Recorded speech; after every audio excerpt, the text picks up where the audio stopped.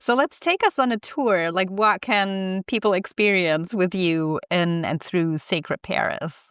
Okay. Yeah, that's a oh, I mean, I want to share with you one example of I have a list of signature tours which I put on my website. They're 3-hour tours and they're really for these three types of seekers. So the seeker that is wanting to be a pilgrim and experience a sacred Paris pilgrimage.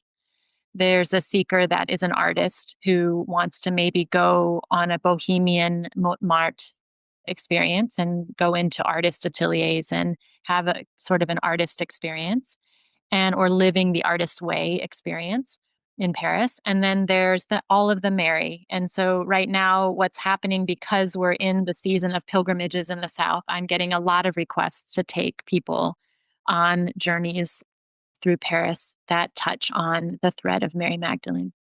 And so the question that I get asked a lot is Mary Magdalene here? And where can I find Mary Magdalene in Paris? And what are your favorite places? That's such a hard question because, yes, I can tell you what my favorite places are. What are the what are the five must see Mary Magdalene Mary Magdalene connections in Paris?